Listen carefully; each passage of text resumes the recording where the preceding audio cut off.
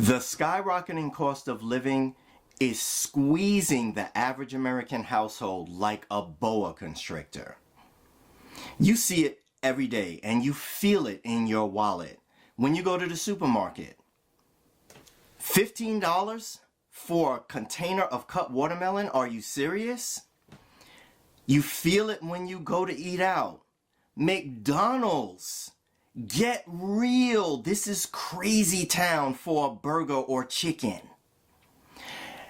And the pain hits you precisely, even more so when you go to the gas pump. It is now more imperative than ever that you assert control over your most powerful wealth building engine. That is your paycheck. And in this video, I'm going to take you step by step by step through the process you can do to supercharge your paycheck and take back your power over your money and your life. Your paycheck is the most powerful wealth building engine you have at your disposal. Yet most people never learn how to fully use it. Let me show you how to supercharge it. First, take 10% and put it into savings. This is how you give yourself peace of mind today and protect yourself from sliding backwards into toxic debt. Next, take 10% and invest it. This is how you begin to make your money start working harder than you do. Then, take 10% and put that toward debt freedom. This is how you take back your future income. And the 70% that's left over, this is what you live your life on intentionally. When you do this every time you get paid, everything changes. This is how you supercharge your paycheck. And if you want to learn how to do this step by step, watch the following video where I break it down for you and show you how to build your supercharged paycheck engine and drive your life to where you want it to go.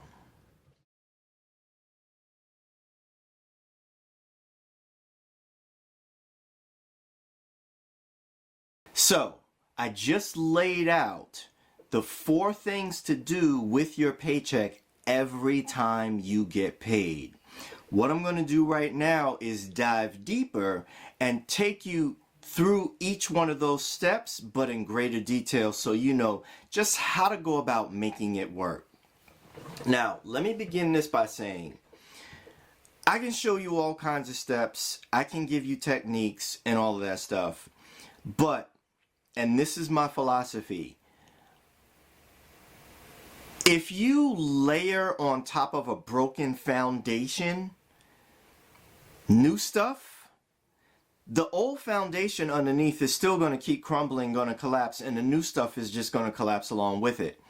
So that's why I always take the approach in my SMART system to start with the S, which is self-knowledge. That means understanding who you are, why you relate to money the way you do, what has gotten you to this point. So that starts with your money story. And at this point, what I'm going to ask you to do is stop and think. What is your earliest money memory? When I think of mine, I literally, when it comes to money, I remember I was a little kid in Harlem. I mean, little kid. I had a pink piggy bank, and I remember our family went out somewhere, don't ask me where, but when we came home, the apartment had been broken into, and my piggy bank, they broke open my piggy bank and stole the change out of it. That was my earliest money memory. So what did that teach me? It taught me that money was very precarious. It wasn't something that could be there for the long term. Someone could come and take it away easily. So I never really had that much faith in it. Fast forward, What's my next money memory? I'm literally going through this stuff and thinking, what were the standout moments? I remember being in the supermarket. If anybody lives in the New York area and you remember a chain called Pathmark, that's where we used to shop. And I remember being at the checkout, and my father pulled out his wallet to pay for the groceries. And I remember the wallet opening up, and you know, my father always has his cash in there. He pulled out every last bill and he handed it over to the cashier, and I could literally see the pain in his face, like, I'm broke. I don't have any money now. I just spent all my money on groceries. And I remember riding home thinking in the car, man, Daddy doesn't have any more money. And it was just the start of this continual story where it was inch by inch, just getting by, never really flourishing about money. And then the I won't say arguments about money in the house between my father and my mother, but it was always an uncomfortable subject. It was never comfortable. There were a lot of no's. There were a lot of denials. There were a lot of money doesn't grow on trees. So fast forward, that shaped me into the person that became, I got to get out of here. I got to show the world that I'm not this person, that I progressed past this house. And it caused me to spend and go into debt to impress a bunch of people that didn't care about me or what I was really doing. And I ended up filing bankruptcy at the ripe old age of 25. That shook me, and it caused me to think, I don't ever want this to happen again. And that began my journey toward financial literacy, money mastery, and becoming the person I am today. And I always felt like what I'm doing now is helping other people to avoid the mistakes that I made. And in some respects, I feel like that's my redemption. Like if I could save one person from making the mistakes that I made, then it's a win for me. And that's why I do what I do. But inside is always that little kid that feels like money's not there. It's not safe. I have to spend it while it's here because it'll be gone tomorrow. And if a lot of money comes, maybe that means that something bad's about to happen because I'm going to need a lot of money. That shaped me too. It took a lot of hard work to get to the bottom of that and understand that I can grow past that. I can control that.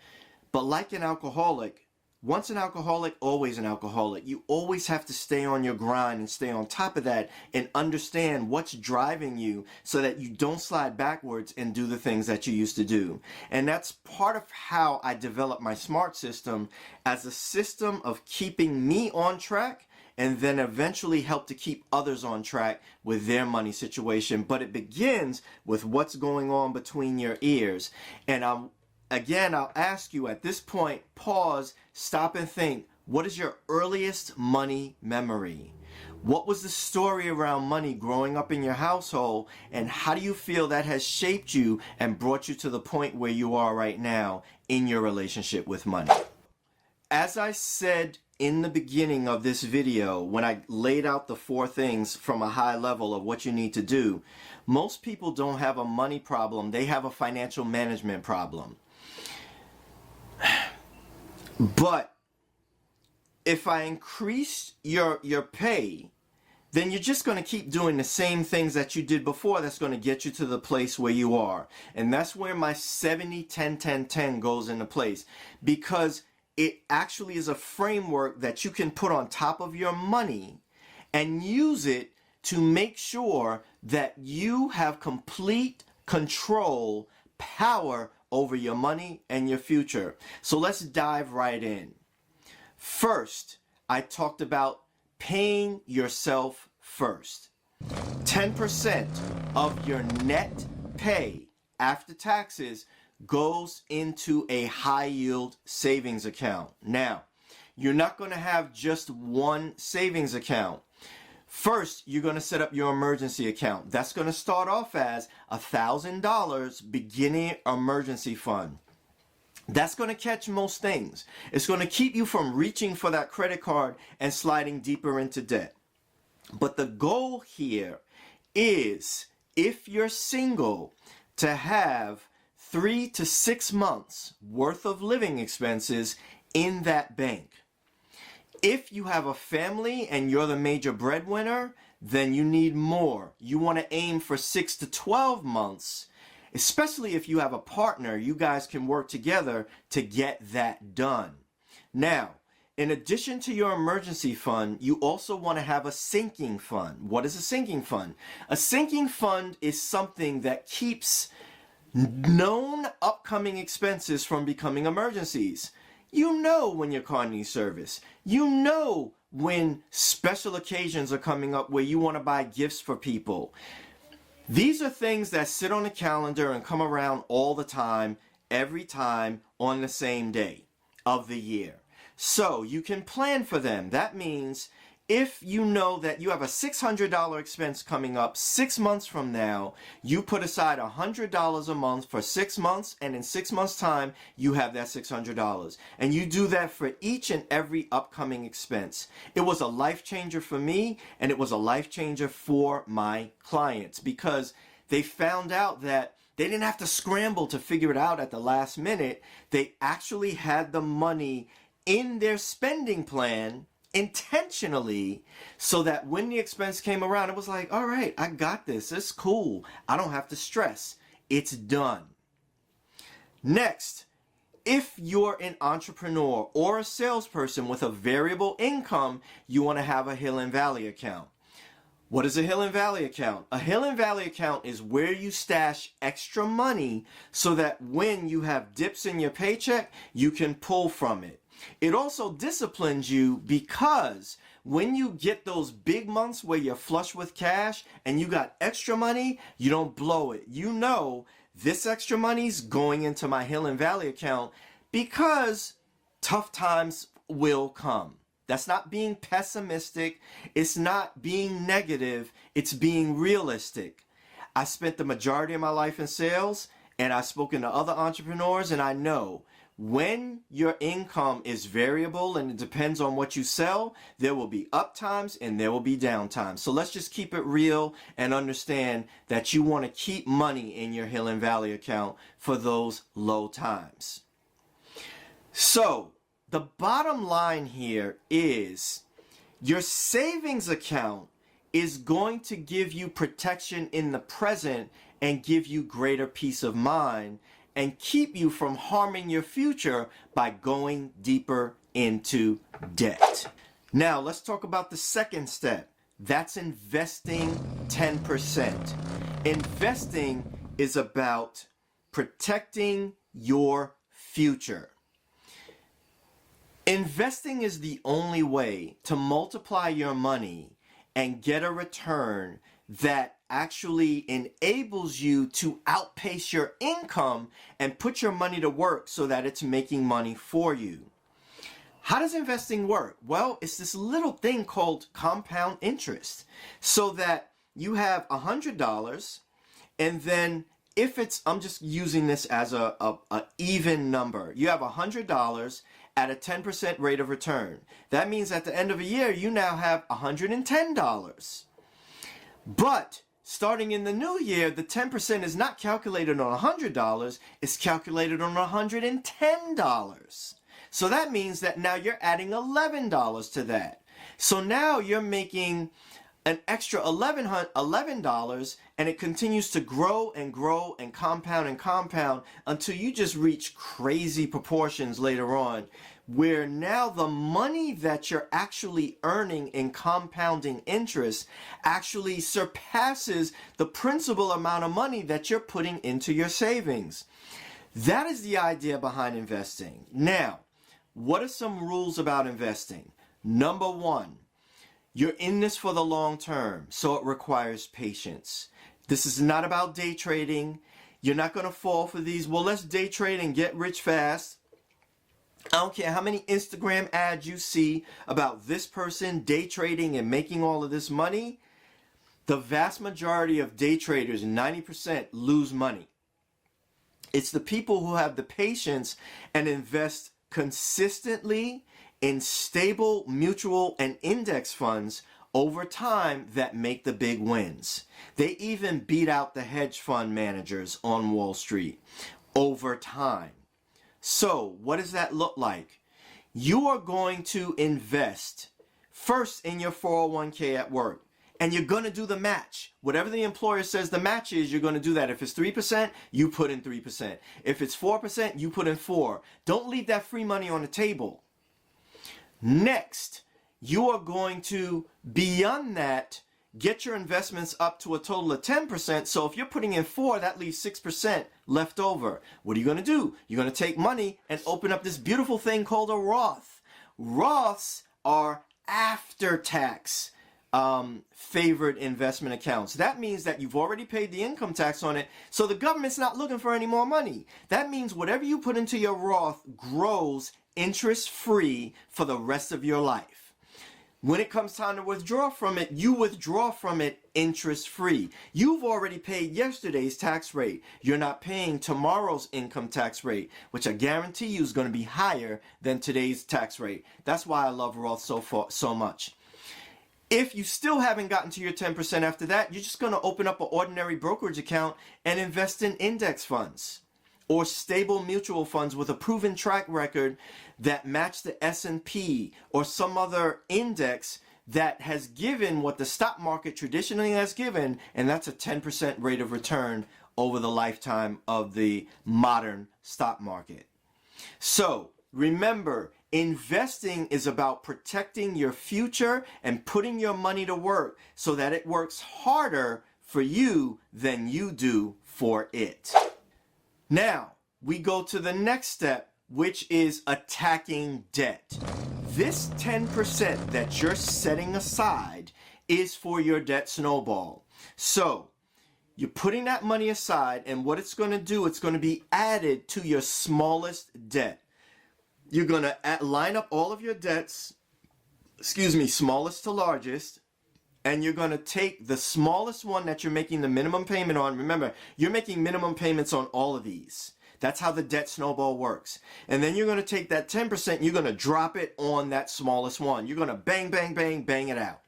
Once that's done, you're going to move all of the money you were paying there to the next largest debt. So your snowball's getting bigger to match the next biggest debt. So you gain quick wins in the beginning, which keep you motivated and keep you going, and your means to meet each debt grows as you go along in time.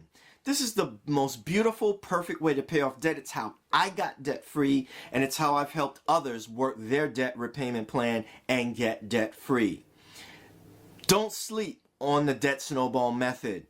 Remember, this is about buying back your future from the lenders who have you trapped in a chokehold right now with those debt payments. Imagine if those hundreds of dollars that you were paying out in debt payments came back into your household and you could spend it enjoying life or investing for your future or maybe buying a business. Or starting a business. These are all the things that you can do when you're debt free. So let's dig in and get serious about being debt free. Now, if you don't have any toxic consumer debt, good for you.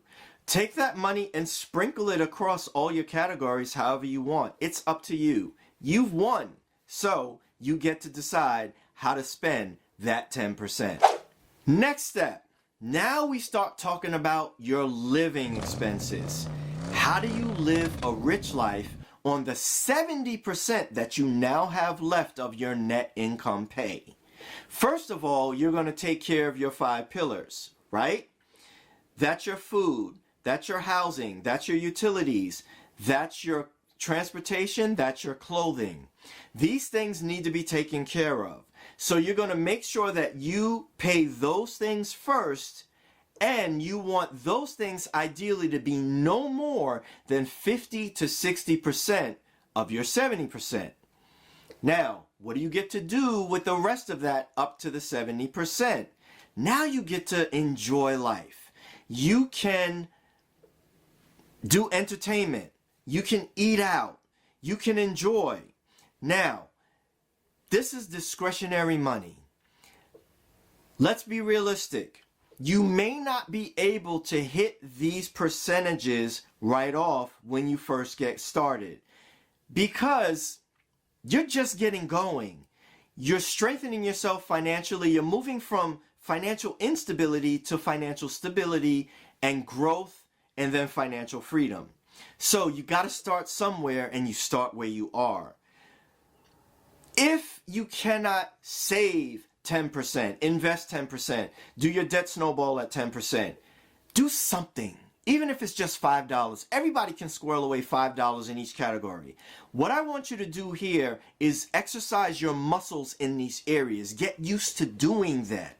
That way, as you get more financially stable and able, you can increase those numbers until they grow to fit the full 70-10-10-10 framework.